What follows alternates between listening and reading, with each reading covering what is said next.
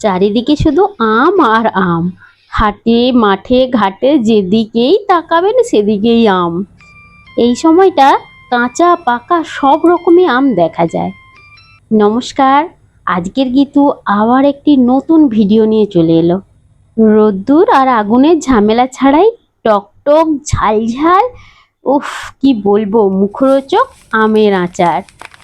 এই আচারের জন্য টক আম নিতে হবে। আমি এখানে 5 কেজি টক আম নিয়েছি। আমটাকে ভালোভাবে ছাড়িয়ে কেটে ধুয়ে পরিষ্কার করে নিয়ে চলে এসেছি। এবারে পরিমাণ মতো লবণ এবং 2 চামচ মতো হলুদ গুঁড়ো দিয়ে এবারে ভালো করে এটাকে মাখিয়ে নিতে হবে। ভালো করে মেশাতে হবে যাতে প্রত্যেকটা আমের গায়ে যেন হলুদ লাগে এবং লবণটা যেন মিশে যায়, সেইভাবে মেশাতে হবে।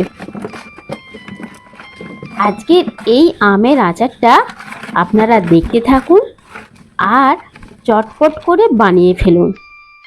সত্যি বলছি, আমের আচারটা অসাধারণ হয়েছে। আর এইভাবে আমের আচার বানালে বছরের পর বছর আপনারা বাড়িতে রেখে খেতে পারবেন। আমি 10 ঘন্টার মতো আমটাকে রেখেছিলাম। পরের দিন 3 ঘন্টা আমি রোদ খাইয়ে নিয়েছি। আবার পরের দিন আরও 3 ঘন্টা রোদ খাইয়ে নিয়েছি। 6 ঘন্টার মতো রোদ খাওয়ানোর পরে আমগুলো এইভাবে শুকনো হয়ে গেছে। এই আমের আচারে কি কি মশলা দিচ্ছি দেখুন। এখানে মেথি আছে 30 গ্রাম, কালো সর্ষে আছে 50 গ্রাম, 30 গ্রাম আছে সাদা সর্ষে, ধনে আছে 30 গ্রাম, মৌরি আছে 20 গ্রাম। মৌরিটা একদম ফ্রেশ, দেখেছেন কত সুন্দর মৌরিটা। আর এখানে আছে 50 গ্রাম মতো জিরে। এই মশলাগুলোকে হালকা একটু গরম করে নিয়ে গুঁড়ো করতে হবে।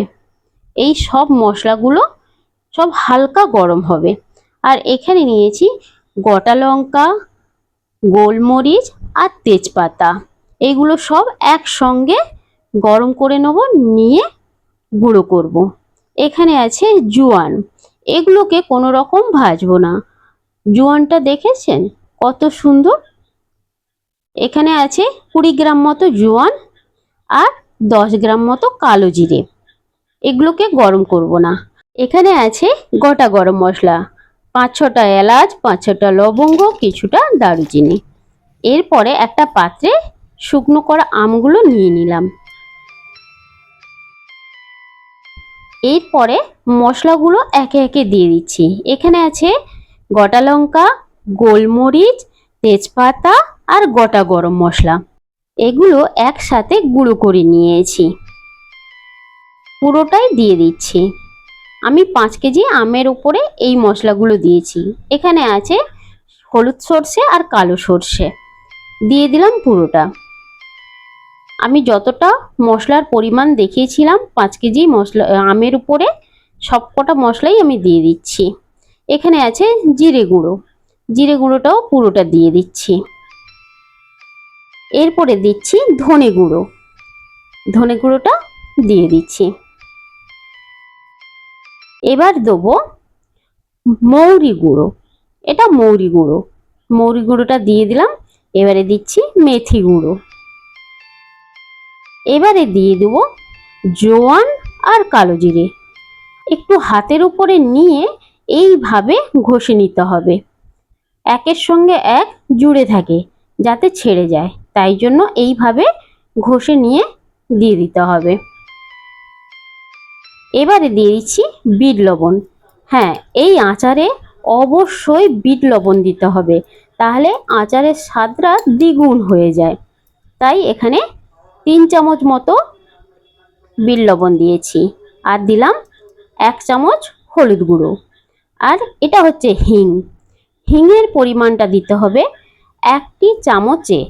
1 চামচ হিং নেওয়ার পরে সেটাকে 4 ভাগ করার পর 1 ভাগ দিতে হবে। এবারে সব মশলা আম একসাথে ভালো করে মেশাতে হবে। এই সময় আমের সাথে মশলাগুলোকে খুব ভালো করে মেশাতে হবে, এতেই আমের আচারের স্বাদটা খুব ভালো হয়। এইভাবে মেশাতে হবে। আমি আজ থেকে 15 দিন আগে এই আচারটা করেছি। পারফেক্ট রেসিপিটা দেখানোর জন্য আমি 15 দিন পরে ভিডিওটা আপনাদের সামনে ছাড়ছি। ভালো করে দেখুন, আমি যেভাবে মেশাচ্ছি এইভাবে ভালো করে মেশাতে হবে। আর একবার যদি মশলার পরিমাণ আর এই আমের পরিমাণটা যদি ঠিক থাকে, এই আচারটা থেকে কেউ মুখ ফোরাবে না। সবাই চেটে পুটে আচারটা খাবে। প্রত্যেক দিন ভাতের সাথে, মুড়ির সাথে তেল, সব রকমভাবে খাবে। আমি এখানে 300 থেকে 350 গ্রাম মতো তেলকে গরম করে ঠান্ডা করে নিয়েছি। এবারে এই মশলা মাখানো আমের উপরে অল্প অল্প করে তেল দিয়ে এটা আবারও মেশাতে থাকবো। এইভাবে অল্প অল্প করে তেল দিয়ে মেশাতে হবে, তাতে আমের সাথে তেল এবং মশলা দুটোই ভালোভাবে মিশে যাবে। যেভাবে আমি মেশাচ্ছি আপনারাও এইভাবেই মেশাবেন। এইভাবে মেশাতে হবে। অল্প অল্প করে তেল দিয়ে যত মশলা মাখানো আমটাকে মেশাবো, দেখুন কি সুন্দর আমের রংটা কি সুন্দর চেঞ্জ হচ্ছে। রংটা কি সুন্দর হচ্ছে, আরও সুন্দর হবে যত মেশাতে থাকবো অল্প অল্প করে তেল দিয়ে, আরও সুন্দর হবে। আমি এই আচারের জন্য আমগুলোকে ছাড়িয়ে নিয়েছি। আপনারা চাইলে খোসাও রাখতে পারেন, কোনো সমস্যা হবে না। দেখুন পরকে পর যত মেশাচ্ছি পুরো মশলাগুলো আমের গায়ে কেমনভাবে লেগে যাচ্ছে। একটুও মশলা নিচে নেই, পাত্রের মধ্যে নিচের তলা একদম পড়েনি। সব মশলাটাই আমের সাথে মিশে গেছে। দেখতে কি সুন্দর হয়েছে দেখুন। আপনারা ভাবছেন মশলাটা যেন বেশি লাগছে, না, আমি পরিমাণ মতনই মশলা দিয়েছি। এই আচারে এই রকমই মশলা দিলে আচারটা খুবই ভালো লাগে।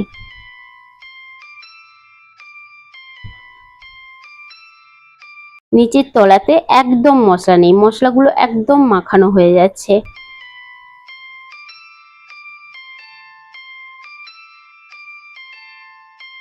এটাই হচ্ছিল লাস্ট তেল। এই তেলটা আমি এবার দিয়ে দিলাম, আর তেল দেবো না। এবারে ভালো করে মিশিয়ে নিচ্ছি। এখন বর্ষা মাঝে মাঝে হচ্ছে, আবার মাঝে মাঝে হচ্ছে না। এই সময়টা এই আচারটা করলে আপনারা কেউ ঠকে যাবেন না। এই আচারটা করতে কোনো রকম রোদেরও ঝামেলা নেই, আগুনেরও ঝামেলা নেই।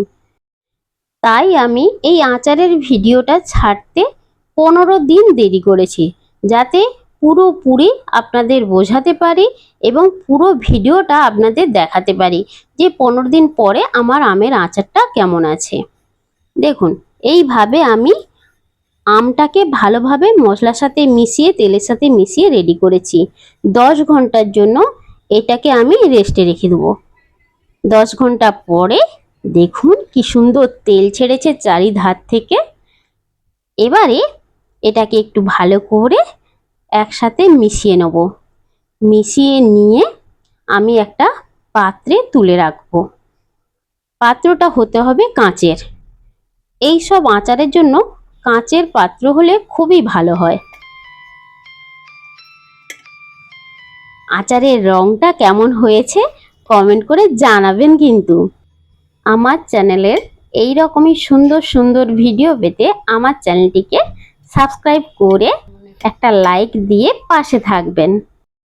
এইভাবে কাঁচের পাত্রের মধ্যে আমের পুরো আচারটাকে ভরে রেখে দিচ্ছি। কি লোভনীয় দেখতে হয়েছে, দেখেই জিভে জল চলে আসছে। এইভাবে কাঁচের পাত্রের মধ্যে রাখলে বছরের পর বছর আমের আচার খুবই ভালো থাকে। যে কোনো আচার কাঁচের পাত্রের মধ্যে রাখলে খুব ভালো থাকে। দেখুন আমি পুরো আচারটা ভরে ফেলেছি এর মধ্যে।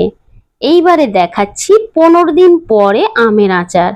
15 দিন পরে আমার আমের আচারটা এই রকমই হয়েছে। আমি এই আচারটাকে কোনো রকম রোদ্রুতে দেইনি। এই আচারটা খেতে হলে 15 থেকে 20 দিন পর থেকে খাওয়া যাবে। তার আগে খাওয়া যাবে না। আপনারা যদি এই আচারটাকে রোদ্রুতে দিতে চান তাহলে অবশ্যই কাঁচের জারের ঢাকনাটা একদম আলতো রাখবেন। টাইট করলে জারটা ফেটে যাওয়ার সম্ভাবনা থাকে। আজকের ভিডিওটা আপনাদের কেমন লাগলো কমেন্ট করে জানাবেন। আবার আসছি একটা নতুন ভিডিওর সাথে। ততক্ষণ আপনারা ভালো থাকুন, সুস্থ থাকুন, সাবধানে থাকুন। নমস্কার।